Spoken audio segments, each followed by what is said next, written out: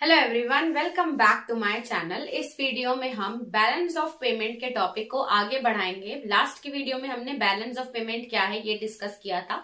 इस वीडियो में हम ये जानेंगे कि disequilibrium in balance of payment क्या होता है और कॉजेज ऑफ डिसइक्विलिब्रियम। बहुत सारे एग्जाम्स में क्वेश्चन पूछता है कि जो बैलेंस ऑफ पेमेंट है उसका डिसइक्विलिब्रियम क्यों होता है और ये डिसइक्विलिब्रियम का मतलब क्या होता है, ये डिसइक्विलिब्रियम के होने के पीछे के कारण क्या है। तो इस वीडियो में मैंने ये सारे टॉपिक्स डिस्कस किए हैं। अगर आपके किसी भी एग्जाम्स में आता है आप आसानी से लिख पाएंगे। तो चलिए स्टार्ट करते हैं, जानते हैं पहले ये वर्ड का मतलब क्या होता है। बैलेंस ऑफ पेमेंट की मीनिंग क्या है आपने लास्ट की वीडियो में देखी होगी, नहीं देखी होगी तो मैंने डिस्क्रिप्शन में लिंक दे दिया, आप चेक कर लीजिएगा। अब ये डिसइक्विलिब्रियम जो वर्ड है इसका मतलब क्या होता है। डिसइक्विलिब्रियम, इक्वल मतलब क्या होता है, इक्वी मतलब होता है इक्वल, डिस मतलब होता है कि जो इक्वल ना हो। तो डिसइक्विलिब्रियम एक ऐसा स्टेट होता है जहां पे कोई भी दो पहियों को जिनको हम कंपेयर कर रहे हैं वो इक्वल ना हो, वो या तो एक आगे हो या दूसरा पीछे हो। यानी कि ये बोल सकते हो कि डिसइक्विलिब्रियम एक ऐसा स्टेट होता है जिसमें हम किसी भी दो कंपोनेंट के बीच में कंपैरिजन कर रहे होंगे तो वो इक्वल नहीं आएंगे, तो उसको हम डिसइक्विलिब्रियम बोलते हैं। बैलेंस ऑफ पेमेंट के केस में ना डिसइक्विलिब्रियम क्यों होता है। देखो, बैलेंस ऑफ पेमेंट में हम जनरली क्या रिकॉर्ड करते हैं, transactions between foreign trade and India, यानी कि फॉरेन के साथ हमारे जो ट्रांजैक्शन हो रहे हैं उनको हम बैलेंस ऑफ पेमेंट में रिकॉर्ड करते हैं।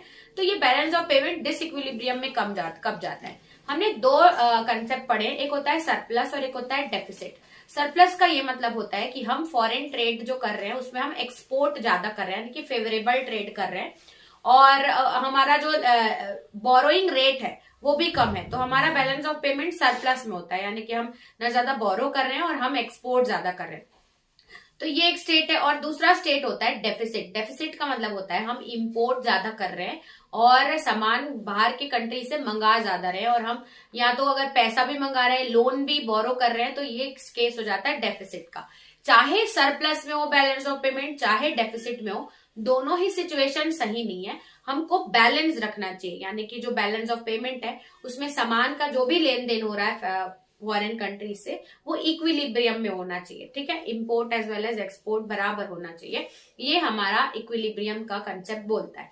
डिसइक्विलिब्रियम यानी कि वो या तो सरप्लस में है या तो वो डेफिसिट में है, वो बराबर नहीं है। तो चलिए अब मीनिंग देखते हैं इसकी। क्या दिया हुआ है, सबसे पहले इक्विलिब्रियम का मतलब क्या है। इक्विलिब्रियम का मतलब होता है कि जब इक्वालिटी हो बिटवीन, जब डिमांड हो चाहे सप्लाई हो, दोनों के बीच में इक्वालिटी होती है तो उसको हम लोग बोलते हैं इक्विलिब्रियम। डिसइक्विलिब्रियम एक ऐसा स्टेट है जहां पे हमारा जो सरप्लस, या तो सरप्लस हो सकता है फॉरेन एक्सचेंज, क्योंकि हमारा सप्लाई ज्यादा है, ठीक है, देन डिमांड, एंड या तो सरप्लस हो सकता है या तो डेफिसिट हो सकता है, दो चीजें हो सकती है। डिसइक्विलिब्रियम में या तो सरप्लस होगा या डेफिसिट होगा, जब सेम नहीं होगा, ठीक है। उसके बाद बोलते हैं बैलेंस ऑफ पेमेंट सरप्लस और डेफिसिट में जाता है हमारा। सरप्लस ऑफ फॉरेन एक्सचेंज, या तो हमारा एक्सेस ऑफ सप्लाई है और डिमांड कम है तो हमारा सरप्लस में जाएगा, and excess of demand deficit में कम जाएगा जब demand, excess of demand than supply, demand ज्यादा है सप्लाई कम हो, दोनों ही केस में सप्लाई ज्यादा हो डिमांड कम, या डिमांड ज्यादा हो सप्लाई कम, अगर ये दोनों सिचुएशन आ रही है जिसमें दोनों बराबर नहीं है, डिमांड और सप्लाई बराबर नहीं है, तो डिसइक्विलिब्रियम हो जाएगा। ये जनरल केसेस में बता रहे हैं। बैलेंस ऑफ पेमेंट के केस में क्या होता है, या तो सरप्लस होगा या डेफिसिट होगा, ठीक है। अब ये जो डिसइक्विलिब्रियम है ये बैलेंस ऑफ पेमेंट में, ये हमारी कंट्री के लिए गुड नहीं है, अच्छा नहीं है, और गवर्नमेंट को कोई ना कोई ऐसे स्टेप्स लेने चाहिए जिससे हमारा बैलेंस ऑफ पेमेंट इक्विलिब्रियम में आ जाए, ठीक है। यहाँ पे आप और पॉइंट ऐड कर सकते हैं। अब क्यों डिसइक्विलिब्रियम में होता है, क्यों डिमांड ज्यादा सप्लाई कम, सप्लाई ज्यादा डिमांड कम, ऐसा क्यों होता है, वाई देयर इज डिसइक्विलिब्रियम, इसके कुछ रीजंस दिए गए हैं, ध्यान से समझते हैं। टॉपिक हमारा हो जाएगा causes of disequilibrium in balance of payment. सबसे पहले नेचुरल फैक्टर्स। नेचुरल फैक्टर्स यानी कि जो अर्थक्वेक है, फ्लड है, ये सारी कुछ ऐसी चीजें हैं जिससे कंट्री की काफी प्रॉपर्टी, लाइफ के साथ साथ प्रॉपर्टी, इकोनॉमी में लॉस हो जाता है। अगर हमारे पास लॉस हो गया, हमारे पास उतने पैसे नहीं है, तो हमको फॉरेन कंट्री से तो उधार लेना ही पड़ेगा या फॉरेन कंट्री से कुछ मंगाना ही पड़ेगा। इस केस में हम ज्यादा मंगाने लगते हैं और भेजते कम है क्योंकि हमने लॉस सफर किया ड्यू टू नेचुरल फैक्टर्स, तो हमारा जो बैलेंस ऑफ पेमेंट है वो डिसइक्विलिब्रियम में आ जाता है। फिर आता है साइक्लिक फ्लक्चुएशन। साइक्लिक फ्लक्चुएशन का मतलब होता है एक जो इकोनॉमी में है वो कभी भी अच्छा नहीं चलती, अच्छा नहीं बोल सकते हैं कि हमेशा सेम साइकिल में नहीं चलती, कभी अच्छी चलती है फिर लो चलती है फिर अच्छी, यानी कि ये जो साइक्लिक फ्लक्चुएशन है ना, कभी बूम पीरियड होता है कभी डिप्रेशन होता है इकोनॉमी में, इसके कारण भी हमको फंड्स की यहाँ जरूरत पड़ जाती है। तो हमें फॉरेन से ट्रांजेक्शन्स को बढ़ाना पड़ता है, जिसके कारण भी जो हमारा बैलेंस ऑफ पेमेंट है वो डिसइक्विलिब्रियम में आ जाता है। फिर आता है कैपिटल मूवमेंट्स। कैपिटल मूवमेंट्स का मतलब जो हमारा डेट है, पैसा है, ये जो मशीनरीज है, कैपिटल है, इसका मूवमेंट होता है। हम बाहर से कभी पैसा लेते हैं, कभी एक्सेस में हमने बोरो कर लिया है फॉरेन से, तो ये हमारा डेफिसिट में चले जाता है, जिसमें इसके कारण इक्विलिब्रियम डिस्टर्ब हो जाता है। फिर आता है पॉलिटिकल फैक्टर्स। ये बहुत अच्छा है, आसानी से समझ जाओगे। अगर एक कंट्री की पॉलिटिकल स्टेबिलिटी हो ना, यानी कि सरकार एक ही हो और अच्छे से चला रही हो, तो उनके रूल्स एंड रेगुलेशन बार बार नहीं बदलते, सेम तरीके से स्मूथली काम करते हैं। अगर पॉलिटिकल स्टेबिलिटी है, एक ही सरकार है, बराबर चला रही है, तो फिर डिमांड और सप्लाई में ज्यादा कुछ चेंजेस नहीं होंगे। लेकिन पॉलिटिकल जो है, सरकार बार बार बदल रही है, नए नए गोल्स, नए नए मेजर्स लेके आ रही है, जिसके कारण जो इकोनॉमिक साइकिल है वो डिस्टर्ब हो जाती है।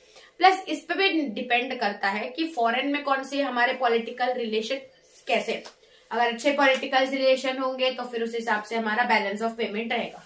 तो पॉलिटिकल फैक्टर्स भी हमारे डिपेंड करते हैं। फिर आता है हैवी इंपोर्ट्स। कभी कभी हम इंपोर्ट कराना ज्यादा, जैसे टेक्नोलॉजी है, मशीन्स है, कुछ चीजें हमारे पास नहीं है, जिसके कारण हमको बाहर से एक्सपोर्ट कराना ही पड़ता है। तो हैवी इंपोर्ट कराने के कारण भी बैलेंस ऑफ पेमेंट डेफिसिट में चल जाता है, जिसके कारण वो डिसइक्विलिब्रियम में आ जाता है। फिर आता है फंडामेंटल डिसइक्विलिब्रियम। फंडामेंटल डिसइक्विलिब्रियम ये मतलब आपको कंज्यूमर के केस में समझा रहा है। देखो, कंज्यूमर का जो टेस्ट है, प्रेफरेंस है, वो हर बार सेम नहीं होता। मार्केट में क्या चाहिए लोगों को या कस्टमर्स को पसंद क्या है, वो टाइम टू टाइम चेंज होते रहती है।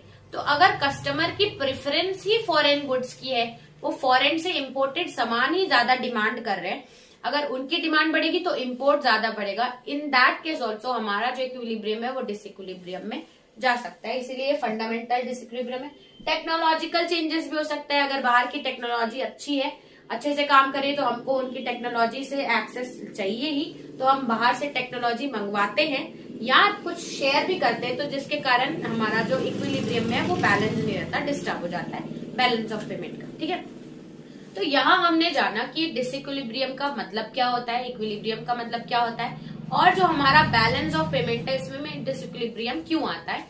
आई होप आपको अच्छे से समझ में आएगा। अगर आपके एग्जाम में क्वेश्चन आए, आप आसानी से लिख लेंगे, बस अपने नोट्स बना लीजिएगा। तो इस वीडियो में इतना ही रखते हैं, चलते हैं नेक्स्ट वीडियो में, देखते हैं नेक्स्ट टॉपिक। तब तक के लिए थैंक्स फॉर वॉचिंग।